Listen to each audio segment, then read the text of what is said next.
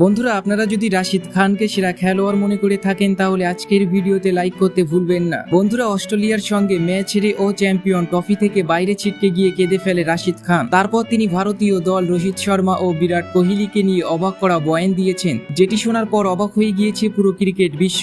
অস্ট্রেলিয়ার সঙ্গে ম্যাচ হারার পর রাশিদ খান ভারতীয় দলকে নিয়ে কি বলেছেন দেখাবো তার সেই অবাক করা বয়ানের সম্পূর্ণ ভিডিও। তবে তার আগে আপনাদের কি মনে হয়, ভারতীয় দল কি পারবে চ্যাম্পিয়ন ট্রফি নিতে? নিচে কমেন্ট করে আমাদের জানাতে ভুলবেন না। বাঁচা মরার ম্যাচে বড় স্কোর করার চ্যালেঞ্জ ছিল আফগানিস্তানের সামনে, কিন্তু অস্ট্রেলিয়ার বোলারদের বোলিং এর সামনে ব্যর্থ হয়েছে আফগান ব্যাটাররা। 50 ওভারে সবকটি উইকেট হারিয়ে 273 রান করে আফগানিস্তান। লাহোরের গাদ্দাফি ক্রিকেট স্টেডিয়ামে টসে জিতে ব্যাট করার সিদ্ধান্ত নেয় আফগানিস্তান। তবে প্রথম ওভারে রহমানুল্লাহ গুরবাজ রানের খাতা না খুলেই সাজঘরে ফিরে যায়। আফগানিস্তানের নায়ক ইব্রাহিম জাদরানও এদিন ভালো কিছু করতে পারেনি। 22 রান করে কাবু হয়েছিল অ্যাডাম জাম্পার বলে। 3 নম্বরে ব্যাট করতে নেমে আফগানিস্তানের ইনিংসের হাল ধরেন তরুণ সাদিকুল্লাহ। গেলেন ম্যাক্সওয়েলকে বিশাল ছক্কা হাঁকিয়ে 64 বলে 50 পূরণ করেন তিনি। 50-র পর আক্রমণের গতি বাড়ান সাদিকুল্লাহ, কিন্তু তাকে আউট করেন স্পেন্সার জনসন। ফেরার আগে এই 23 বছর বয়সী ব্যাটার 85 রানের ইনিংস খেলে যান।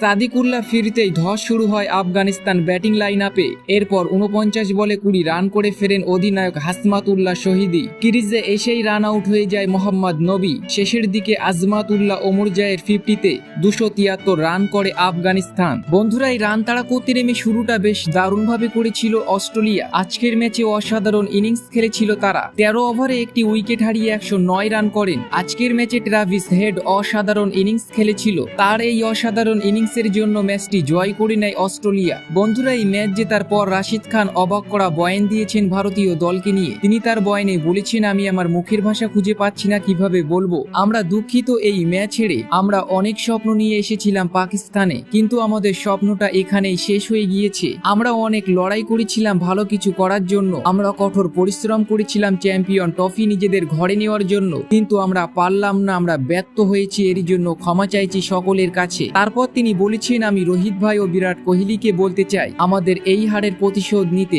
আমার পুরো বিশ্বাস ভারতীয় দল এবারে চ্যাম্পিয়ন ট্রফি নেবে, কারণ তারা এখন দারুণ ফর্মে আছে। তাদের কাছ থেকে এই ট্রফি কেউ নিতে পারবে না। আমি ভারতীয় দলকে সাপোর্ট করব। তো বন্ধুরা, আপনাদের কেমন লাগলো রাশিদ খানের এই বয়ান? নিচে কমেন্ট করে আপনাদের মূল্যবান মতামত আমাদের জানাতে ভুলবেন না।